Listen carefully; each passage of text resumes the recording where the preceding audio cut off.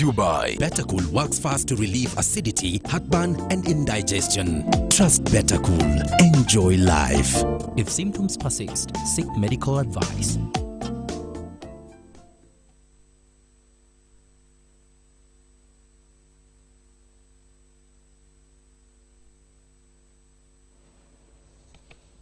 It is a few days to the end of the month of September. I hope you're still setting your targets as we also come to, we're about to come to an end of 2019.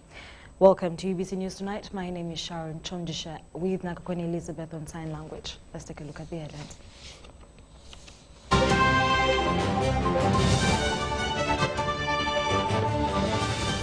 NRM's Harriet Businge wins Hoima elections.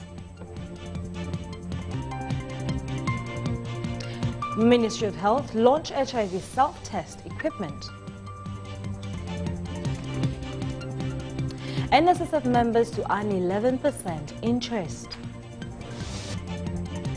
In our sports news, KCC FC knocked out of the CAF Champions League.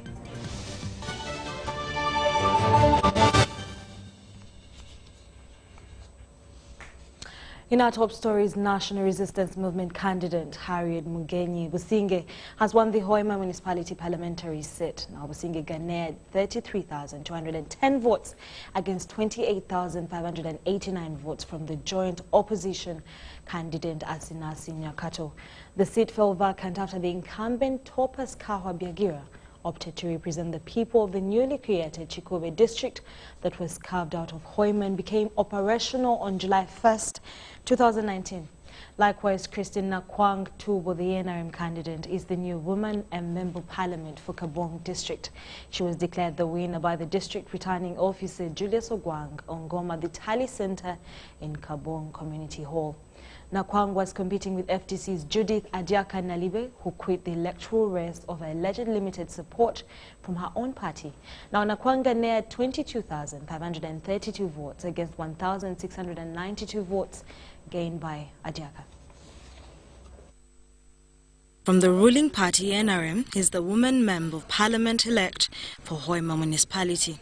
Popularly referred to as Babyface Businge garnered 33,301 votes, triumphing over Asinasi Nyakato of FTC, who collected 28,789 votes. I declare Businge Harriet, who obtained the largest number of votes,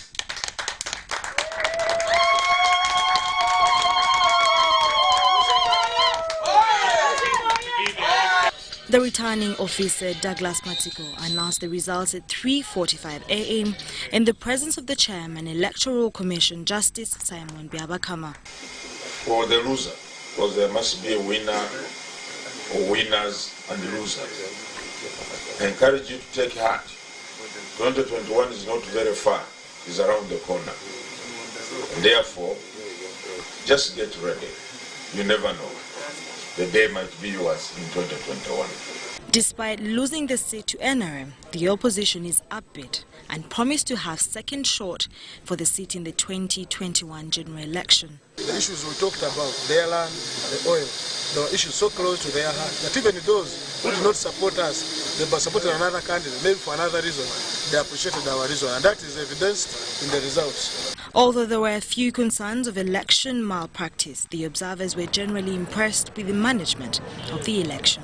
But on the whole, I think the election administration was varied. It was good enough. The security situation was generally calm. We didn't hear so much about serious incidents on the election day itself, although prior to the election we had had quite a number of security occurrences. For decades, the Bunyoro region has been an NRM stronghold. However, the firm challenge from the opposition is an issue the NRM may not take for granted. Sharon Chomdisha, Antigoa for UBC News. Now, the President of Uganda, President Yoweri Museveni, says government has started modernizing anti-crime infrastructure and it will be difficult for people to commit such crime. He was closing a national pastors' retreat on wealth creation at Christian Life Church in Bwaise, Kampala District. Details follow. Most of the pastors are living in abject poverty, while a majority of households are still dependent on subsistence economy. It is for this reason that Christian Life Church Ministry has started a campaign against poverty by empowering pastors. Officiating the National Pastors Retreat this Friday, President Yoweri Kaguta Museveni urged pastors to take advantage of good climate to create wealth through agriculture. In Uganda, even without irrigation, just depending on the rain, you can harvest 2 times in a year. You can harvest 3 times a year. Or even 4, depending on what you are growing. The pastor, Christian Life Church Jackson Senyonga, has invested 140 million Ugandan shillings in a campaign to eradicate poverty, fake pastors, and contribute 10% towards poverty eradication. Some pastors are resorting into falsehood and false teaching or scamming their own people and being fake pastors because of poverty. What if all pastors have an income?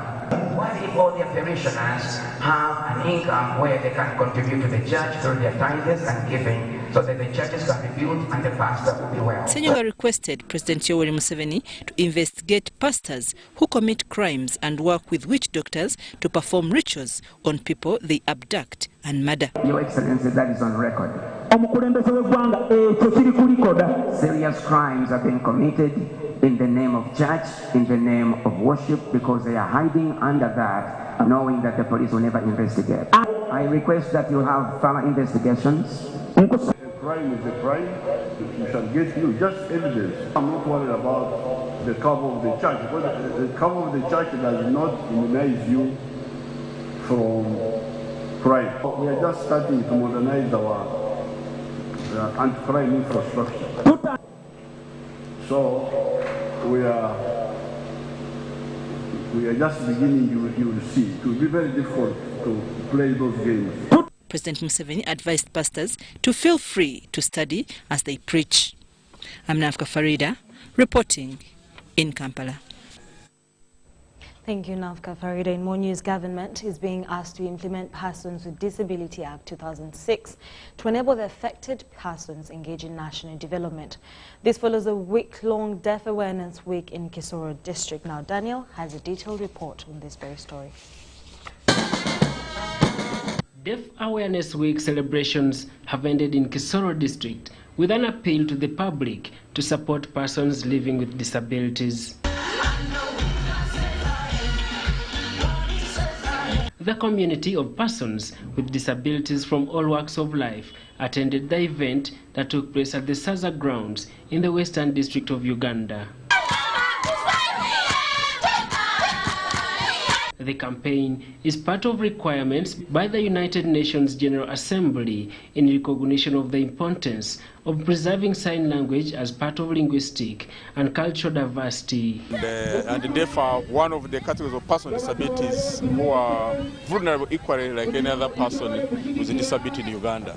So one of the events we hold every other time, annually, is to have this kind of event to teach the people. And if the district can have a sign language training program, interested people to come and learn sign language. The chairman of the National Union of Disabled Persons of Uganda, Mpindi Bumali, has tasked government to implement the Persons for Disability Act 2006 that provides for all sectors of government to have sign language representatives. For example, in the Ministry of Finance, of Education, all ministries, there are no sign language interpreters. When you go to courts of law, there are no sign language interpreters. When you go to health, there are no sign language interpreters. And we believe there are key offices that need to be filled so that our people can also be able to communicate to the authorities. In a recent available information by the Ministry of Health, about 2 million Ugandans are having hearing issues, which tantamount to 2% of the population. Sam Wekesa, the Commissioner for Disability and Elderly Affairs in the Ministry of Gender, Labour and Social Development, has assured of government's continuous efforts to recognize the disabled community. Government will continue to routinely review the laws, policies, programs to ensure that they remain relevant. This is the only way the rights and needs of persons with disabilities will be tackled. The Deaf Awareness Week that climaxed this Friday was organized by the Ministry of Gender, Labour and Social Development together with the Uganda National Association of the Deaf. Daniel Mugoya reporting for UBC.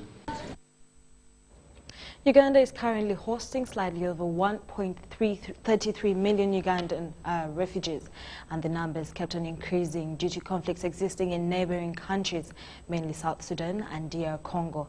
Now, this has impacted negatively on host refugee communities as they are bound to share scarce socioeconomic resources, mainly education and health facilities.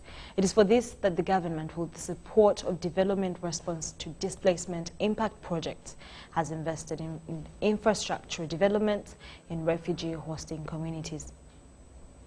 I'm told now it's 1.33 actually million refugees. The learning environment in refugee hosting districts has not been convenient for a long time due to the large influx of refugees in the schools available in these communities. Other classes, they were using bricks and sitting on bare ground. In a number of cases, 10 pupils would share a desk, while others would revert to sitting on the floor, stones, logs, or hand-carved stools. There were 6 classrooms, mud and reeds. Number of desks were 3, used by primary 7 pupils only. In some cases, these hastily built mud and reed dusty classrooms would be crammed with 200 pupils, with only one teacher quizzed among them. However, all of this seems to have changed following a recent government's intervention of close to 187 billion shillings infrastructure development in communities hosting refugees with a World Bank-funded development response to displacement impacts project, fondly known as Dr. Deep. Originally 50 million, but with an added grant of 150 million.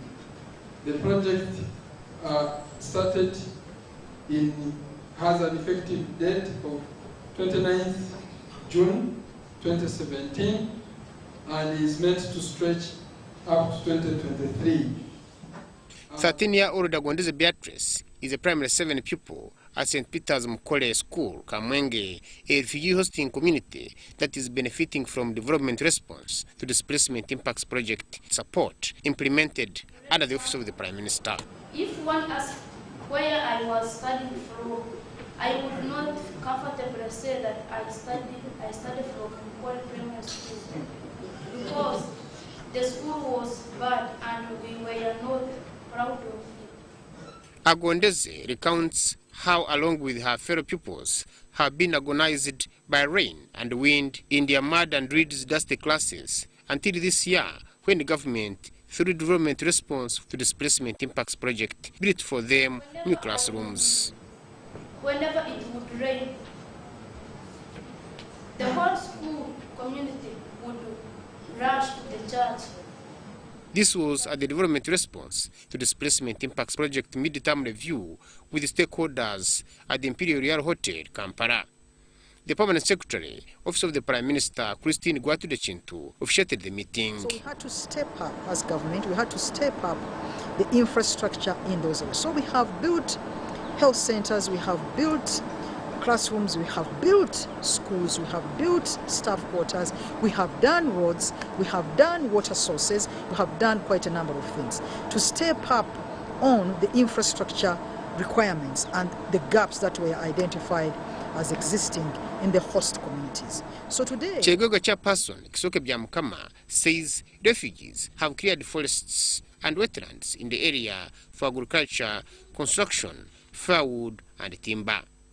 However, with the development response to displacement impacts project intervention, the district does not regret having been hosting refugees for over 50 years. Now when we look at the outcomes of our Dr. Deep project, At Kakoni in 2017, the enrollment was just 648. It is now 749. In 2017, we only had 6 classrooms, but now we have 12. Government, through development response to displacement impacts project, made infrastructure developments in the Chegoga district valued at close to 10 billion shillings. We have achieved in tremendous results using the Dr. Deep resources in the areas of health, education, water and environment, and roads. We have now access. In all, the project has disbursed over 187 billion shillings in Ajumani, Moyo, Obonji, Yumbe, Arua, Koboko, Lamo, Kamwenge, Chegegwa, Huima, Chikube, Kiryandongo, Isinjiro, and Madeokoro. This is in support for these districts that host refugees. Refugees in Uganda, they live the luxurious living. The example is you can't prevent a refugee the way out. Habimana Deo, reporting for UBC News, Kampala.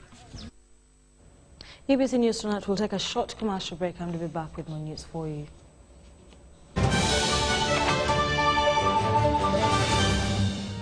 Every dream has a challenging journey. Ours began in 1998 with a mission to drive the development of a robust communications sector in Uganda. We created structures to champion the dream. We've evolved, made discoveries, supported great minds, empowered Ugandans, and fostered a vibrant culture, enabling communication for all. Down the years, we've created memories and networks, uniting generations and building great partnerships. Together, we can go even further. UCC, celebrating 20 years of achievements. Reward check target dial star 162 hash, get 100% on data and bonus, win instantly with Mega Master Pay. Just recharge and hit your target. Katiricha wati Mega Master Pay from Airtel is back, and everyone, we mean everyone, gets a bonus. All you have to do, check your target, recharge, get 100% bonus on data and minutes. Dial star 162 hash today to know your target. Airtel, the smartphone network. Ladies and gentlemen, welcome to the Pain Arena. Introducing on the right corner, Mr. Action, the reigning heavyweight champion in the ring against the Headache, the #1 contender. And the bell rings. Headache charges forward with a steady right and a left hook. Action dodges. He misses out with an inch. Wait a minute. Mr. Action launches back with a kick. The final blow. He is out.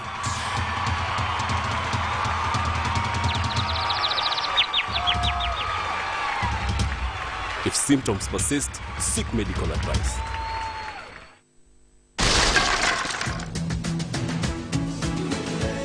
Measles and rubella outbreaks are still being reported in some districts in Uganda, putting the lives of our children at risk.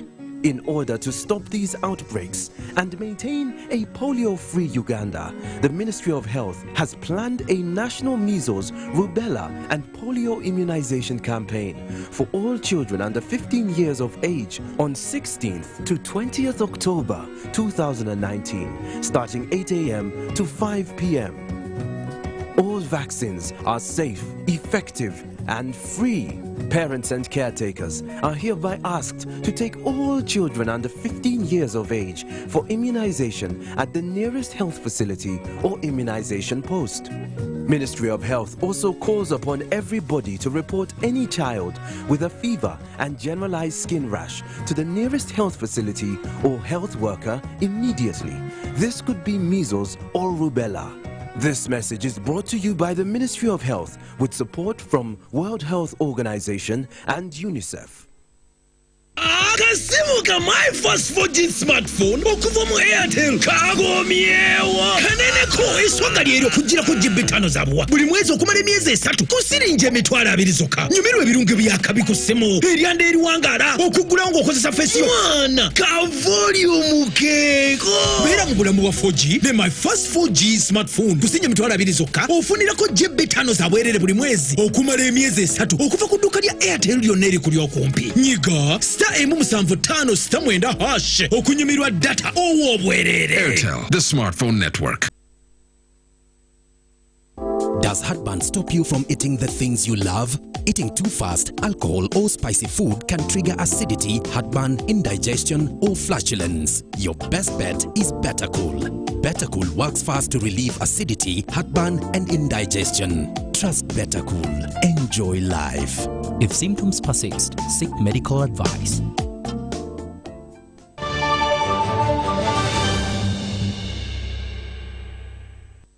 You're still watching UBC News tonight. In more stories in the business segment, Bunyoro Kingdom is to attract investors who would wish to do business in the oil industry in Bunyoro region. Now, the Kingdom has signed a commitment agreement with a UK firm to give service providers assurance once they identify key areas of investment. Take a look. Bunyoro Kingdom has signed an MOU with UK-based company Crested Crane Connections. Bunyoro Prime Minister Andrew Byakutaga, in company of Bunyoro cabinet officials, and Ian Thomas, the director Crested Crane Connections, sealed the deal that seeks to empower Crested Crane Company, link investors and service providers into doing business related to petrochemical industry through the Kingdom. So I think through you, we stand a better chance of lobbying for these European companies who want to come and do business. And generally, you're going to work with a united cabinet, and this cabinet, of course, is divided into a number of units to ease work. We have got cabinet committees, and you have talked about UNOC. The Prime Minister appointed a team that will be interfacing with UNOC to handle quite a number of things. We're looking forward to bringing opportunity to the people of Bunyoro Kitara, to bring jobs where possible, to bring prosperity where possible, and it's not just about selling into the region, it's how we can help that region develop. So if we can bring a company, that company, then you can make an MOU with them so that whatever they make, then they give the Kingdom a certain percentage.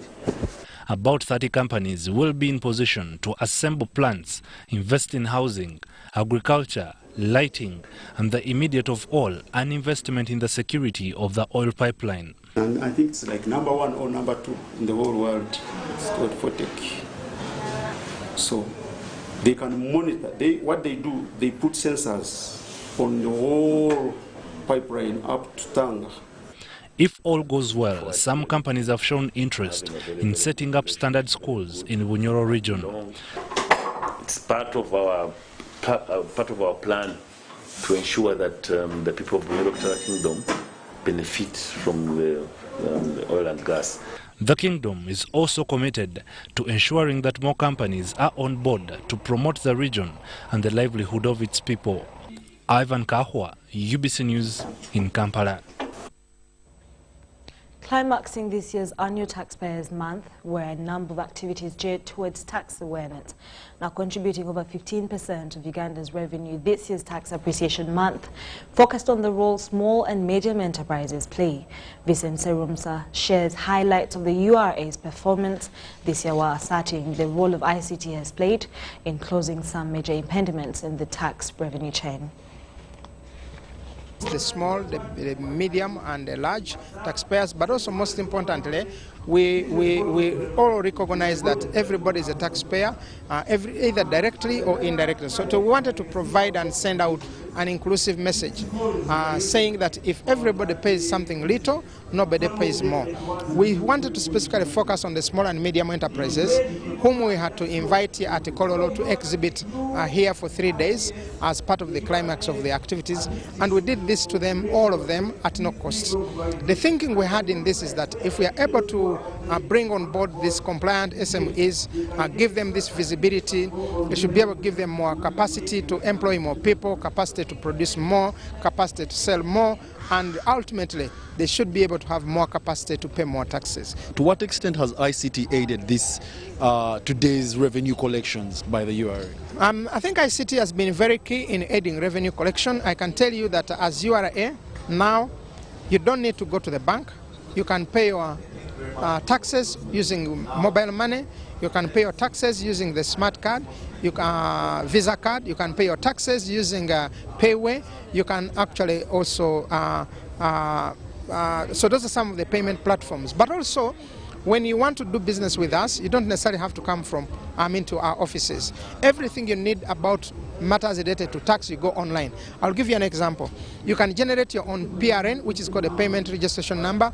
You can go to the bank, you can pay using your online banking. You can create a URA account and you use online banking. You don't have to come to URA. And then the notifications come from URA.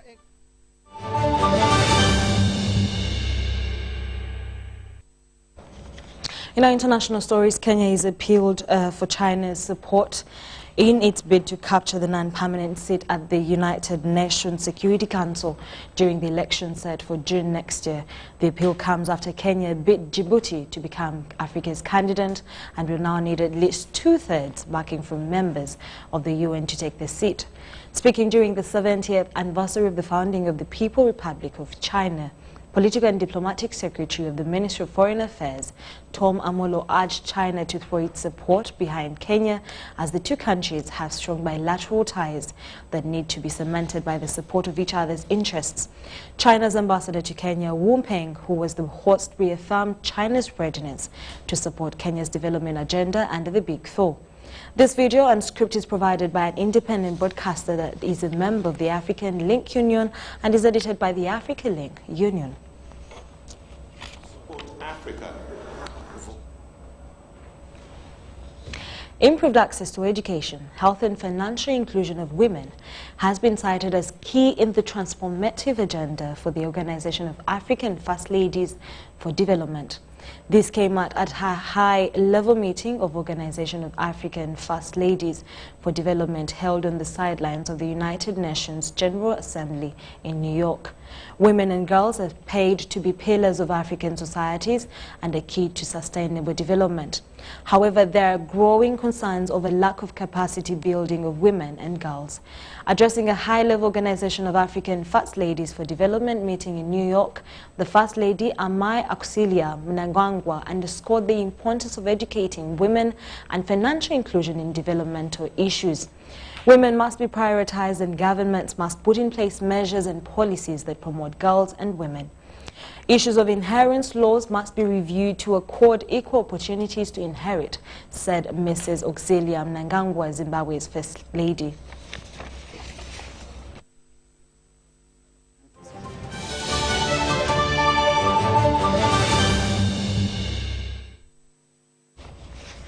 From the sports scene, 6 junior badminton players have left for Russia to compete at the World Junior Badminton Tournament. Uganda is the only African representative at the global event. Details follow. South Africa at the World Junior Badminton Championship in Kazan, Russia. 6 players have been flagged off by the National Council of Sports for the games that start Monday 30th in Russia. Thank you very much.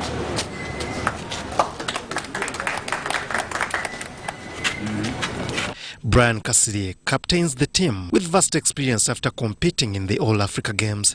Uganda is in the same group with Finland, Indonesia, and have to undergo classification games before the main draw.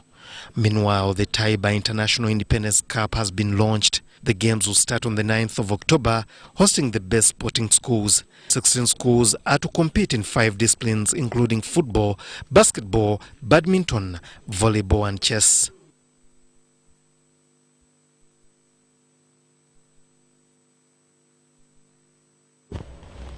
Well, great job, Taiba International School. Moving on, Uganda KCCA FC's dream of reaching this season's lucrative CAF Champions League group stages came to an end with a 1-1 draw against Angola's Petro Atletico de Luanda. After the first leg endless goalless, KCCA FC crashed out on away goals rule to drop to the CAF Confederation Cup qualifiers. Mustafa Chiza scored from Simon Terunkuma's cross in the 56th minute to cancel out Richard Job Estavayo's penalty. After the final, we saw a couple of KCCA players laid down on the AstroTurf, contemplating how close they had come to the money brackets. Samuel Kato nekoni wako wana matimu eno ya Petro Rwanda bagala okwera negoja ngati basamba okela labiseko alanokelo agenda kuba nga batero okwera nga kuba gokipa nakona muko nga Emmanuel Antonio alanokelo. Well, we still appreciate KCCA for trying, and of course that's not the last time they're going to play and be a part of the CAF champions. Now, that's all we had for you this evening. Thank you so much for watching UBC News Tonight with me, Sharon Chondished, Nakakone Elizabeth on Sign Language. But before we sign out, we'll take one final look at the headlines.